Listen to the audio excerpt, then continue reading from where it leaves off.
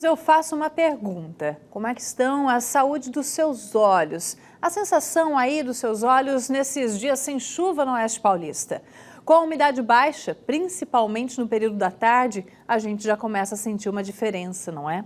A Defesa Civil do Estado de São Paulo emitiu inclusive um alerta relacionado a esses dias mais secos. É maior, inclusive, o risco de incêndios e queimadas em diversas regiões, incluindo o Oeste Paulista. O aviso é válido até quarta-feira, depois de amanhã. Segundo o monitor das secas da Agência Nacional de Águas, a região paulista enfrenta período de seca moderada ou leve desde fevereiro de 2024. A orientação é para que a população não faça queimadas e redobre os cuidados, principalmente em áreas rurais. E os cuidados com a saúde, claro, consequentemente, devem ser redobrados também. Quando a gente fala sobre o tempo seco, já pensa em tomar água, reforçar a hidratação. Mas a saúde dos olhos também exige um cuidado maior. Sobre isso, a Bruna Bonfim conversa agora com um médico oftalmologista. Vamos saber quais são as recomendações e até os problemas que são mais comuns nessa época do ano. Bom dia mais uma vez, Bruna. Bom dia, Carla. Para você, para todos que nos assistem, pois é, nesse tempo seco, parece que o nosso olho até coça mais, né? E é um período que realmente isso acontece, mas outros problemas também podem surgir. E para evitar que isso aconteça, vamos conversar agora com o médico oftalmologista, o Dr. Márcio Rodrigues. Doutor, então por que nesse período de tempo mais seco, também de frio, parece que nosso olho realmente coça, né? E outros problemas também podem surgir. O porquê disso? Bom dia. Bom dia a todos. Na verdade, no período de clima mais seco e frio que estamos passando, aumenta muito a incidência dos quadros alérgicos. O paciente passa a ter maior incidência não só da conjuntivite alérgica, mas um quadro alérgico como um todo. Isso aumenta a tendência de levar as mãos nos olhos, coçar os olhos, um hábito que pode prejudicar bastante, não só a parte externa do olho, mas também a parte interna. A retina ela pode sofrer trauma e até lesões por conta do hábito de coçar os olhos.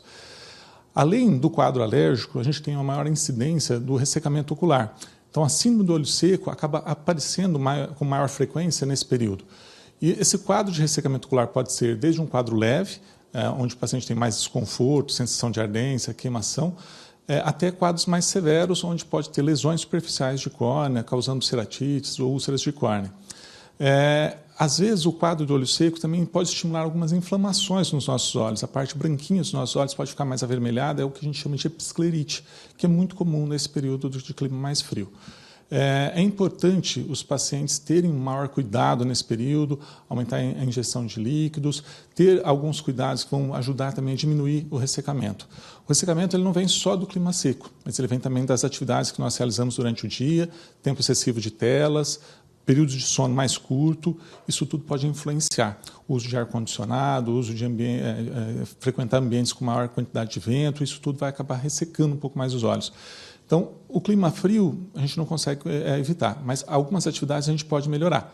O tempo de exposição à tela sempre dá pequenos intervalos, o paciente que trabalha com tela a cada 40 minutos, dá uma pausa de 3 a 5 minutos, fazer atividades focando em a visão de longe, aumentar a ingestão de líquidos, colocar umidificadores nos ambientes, isso tudo pode ajudar bastante. Doutor, e em qual ocasião a gente pode utilizar o colírio? Realmente só com recomendação médica? O colírio lubrificante, geralmente ele não causa nenhum sintoma, nenhum efeito colateral.